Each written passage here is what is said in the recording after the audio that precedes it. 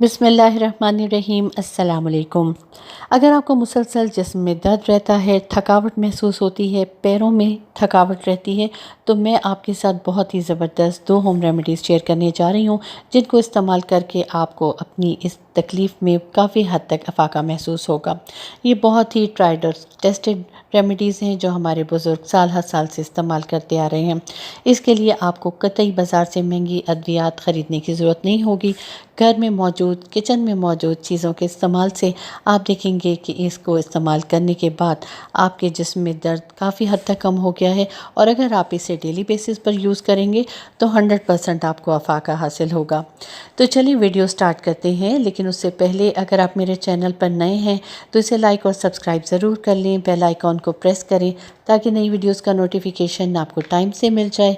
Comment section में comment ज़रूर दें, और अगर वीडियो पसंद आए तो मेरी वीडियो को ज़्यादा से ज़्यादा अपनी फैमिली और फ्रेंड्स के साथ शेयर करना बिल्कुल ना भूलें।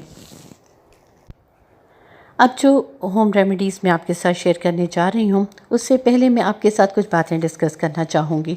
और वो ये हैं कि हमें जब भी कोई तकलीफ़ हो तो हमें सबसे पहले ये वजह मालूम करनी है कि हमें वो तकलीफ़ क्यों है। जैसा कि मैं आपसे डिस्कस कर रही हूँ कि अगर आपके जिस्म में दर्द है, टांगों में दर्द है, हर वक्त थकावट रहती है, तो उसकी क्या वजह है। सबसे पहले तो आपको उसकी वजह मालूम होनी चाहिए कि ये तकलीफ़ आपको क्यों है। उसके बाद फिर हम रेमेडी की तरफ भी आते हैं। सबसे पहले जो मैं आपसे बात करूँगी वो ये है कि हमें बहुत मर्तबा नहीं मालूम होता कि हमें ये थकावट, जिस्म में दर्द क्यों हो रहा है। कभी कभी हम सोकर उठते हैं तब भी थकन बाकी होती है। हमें समझ नहीं आ रही होती कि हमने इतना आराम किया है, इतनी नींद भी पूरी कर ली है, उसके बावजूद हमें थकावट हो रही है, जिस्म दर्द कर रहा है, पाँवों में ऐंठन हो रही है और इतनी तकलीफ़ का एहसास हो रहा है। उसकी एक वजह ये भी हो सकती है कि हमें जिस्मानी आराम तो मिल गया है, लेकिन हमने मेंटली रिलैक्स्ड नहीं किया, यानी हम मेंटली रिलैक्स नहीं हैं। उसकी वजह ये होती है कि हम ज़्यादा से ज़्यादा कंप्यूटर और मोबाइल का इस्तेमाल करते हैं।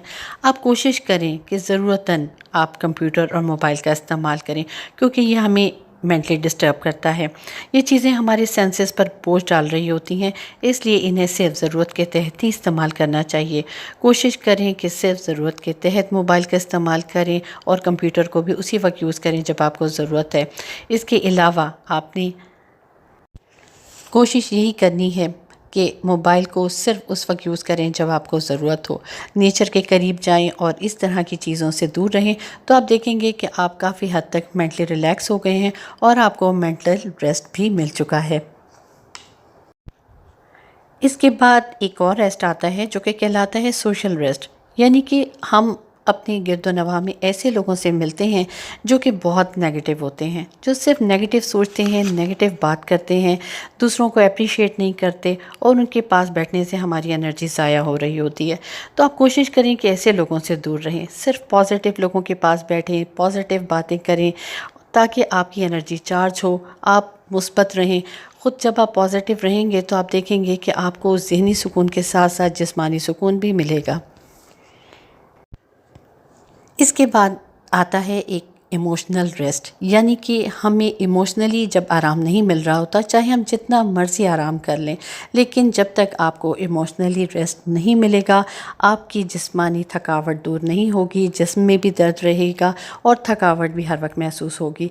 कोशिश करें कि अच्छी बातें करें, वादा खिलाफ़ी ना करें, झूठ ना बोलें, गलत बयानी ना करें, लोगों के काम आएँ, दूसरों के लिए अच्छी सोच रखें। जब अच्छी सोच रखेंगे तो ख़ुद ब खुद आप पॉजिटिव रहेंगे।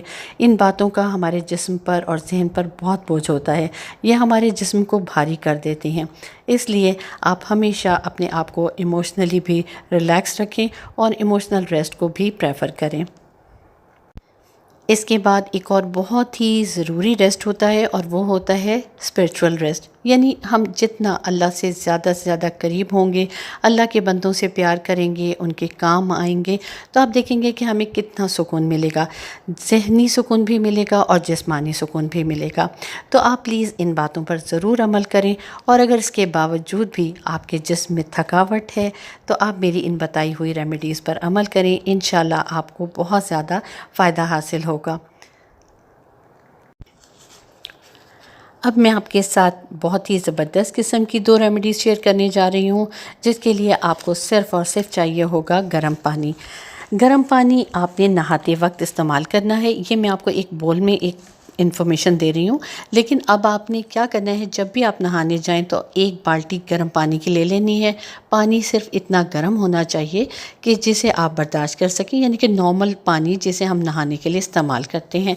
तो अब एक बाल्टी के लिए मैं आपको बता रही हूँ कि आपने क्या इस्तेमाल करना है। इसके लिए आपको चाहिए होगा अजवाइन। 1 टेबलस्पून आप अजवाइन का ले लें।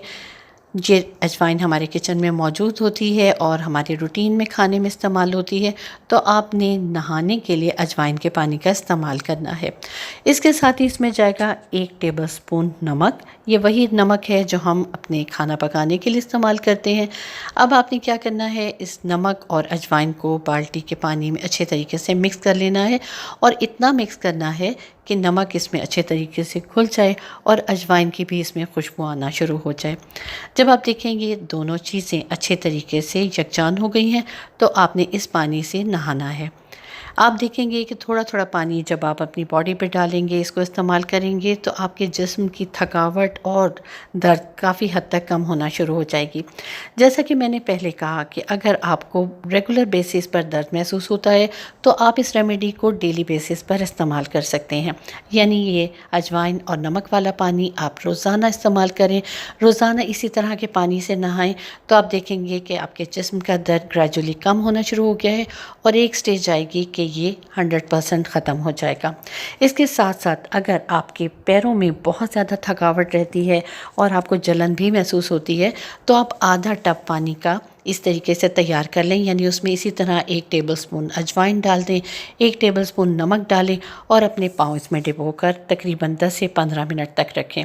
आप देखेंगे कि रोज़ाना अगर आप ये ट्रीटमेंट करते हैं, तो आपको थोड़े अरसे के बाद ही महसूस होगा कि आपके पैरों की थकावट बहुत हद तक कम हो गई है, जिस्म का दर्द भी ठीक होना शुरू हो गया है और आप काफ़ी हद तक रिलैक्स हो गए हैं। यानी आपने इस तरीके से करना है कि एक टब में आप पानी जो आपने रखा है उसमें अपने पाँव डिपो दें और इस तरीके से किसी बोल की मदद से आपने अपने पैरों के ऊपर पानी डालना है। यानी आप इस तरीके से जिस तरह से हम किसी चीज़ को नथारते हैं, आपने बिल्कुल वही मेथड इसको करना है।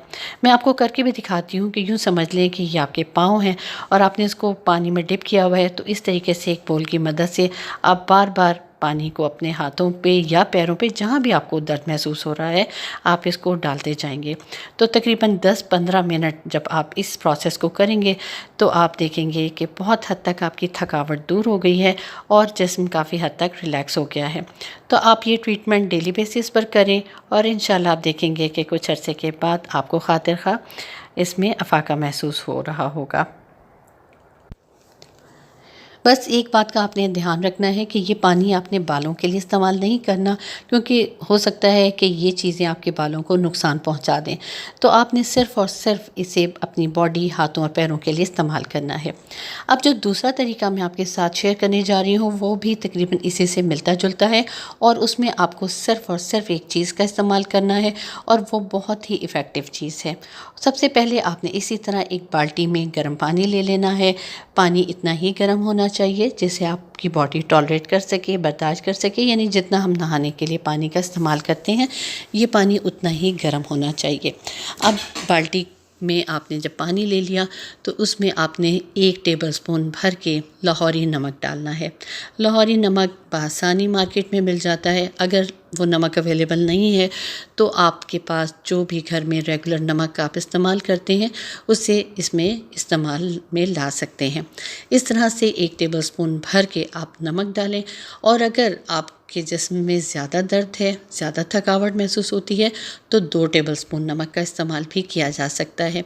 अब आपने इस नमक को अच्छे तरीके से बाल्टी में मिक्स कर लेना है। मैं तो आपको सिर्फ एक बोल में बता रही हूँ, लेकिन आपने जब नहाना है तो आपने इस तरीके से इसको बाल्टी में मिक्स करना है। उसके बाद आपने इस तरीके से अपनी बॉडी के ऊपर पानी डालना है और आप देखेंगे कि जैसे जैसे आप ये पानी अपनी बॉडी पर डालेंगे, आपकी जिस्म रिलैक्स होता जाएगा, दर्द में काफ़ी हद तक कमी होती जाएगी। और आप इसको डेली बेसिस पर भी इस्तेमाल कर सकती हैं, क्योंकि इसके किसी किस्म के कोई साइड इफ़ेक्ट्स नहीं हैं, यानी आपको बिल्कुल भी कोई नुकसान नहीं पहुंचाएगा। और अगर आप इसको बालों में भी इस्तेमाल कर लेंगे तो कोई इशू नहीं है, लेकिन कोशिश करें कि अगर आप अपने बाल एक रेगुलर शैम्पू से वॉश कर रहे हैं तो उसी से वॉश करें, और ये वाला पानी सिर्फ़ और सिर्फ आप अपनी नहाने के लिए इस्तेमाल करें। या फिर अगर आप इसको डेली नहीं इस्तेमाल करना चाह रहे, मतलब आप अगर डेली बेसिस पर शावर नहीं लेना चाह रहे, तो आप इसमें अपने पाँव टिप करके रखें। काफ़ी हद तक आपको देखेंगे कि पैरों की थकावट दूर हो जाएगी। यानी आप देखते हैं कि ये छोटी छोटी चीज़ें हैं, ये थोड़े थोड़े मेथड्स हैं जिनको इस्तेमाल करके आप अपनी लाइफ को आसान बना सकते हैं। आपको बाज़ार से महंगी मेडिसिन लाने की कतई ज़रूरत नहीं पड़ेगी, सिर्फ कंसिस्टेंसी की ज़रूरत होती है। यानी कोई भी तकलीफ़ आपकी एक दिन में दूर नहीं होती। जब आप चाहें कि हमारी तकलीफ़ दूर हो तो उसके लिए रेगुलर होना ज़रूरी होता है, कंसिस्टेंसी ज़रूरी होती है, तभी ये चीज़ें आपके लिए फ़ायदेमंद होती हैं। मुझे उम्मीद है कि आपको मेरी आज की वीडियो ज़रूर पसंद आएगी। एक तो आप मेरी बातों को बहुत ध्यान से सुनिएगा, जो मैंने आपके साथ शेयर की हैं उन पर भी अमल कीजिएगा। इसके अलावा जो ये मैंने आपके साथ 2 तरीके बताए हैं, आप उन्हें भी ज़रूर इस्तेमाल करके देखिएगा। मुझे उम्मीद है कि आपको ज़रूर इनसे फ़ायदा हासिल होगा। और अगर मेरी वीडियो आपको पसंद आए तो इसे लाइक और सब्सक्राइब करना बिल्कुल ना भूलिएगा। कमेंट सेक्शन में अपने कमेंट्स ज़रूर दीजिएगा ताकि मुझे मज़ीद मोटिवेशन मिल सके और मैं अच्छी अच्छी वीडियोज़ आपके लिए तैयार कर सकूँ। अब मुझे इजाज़त दीजिए। अल्लाह हाफ़िज़।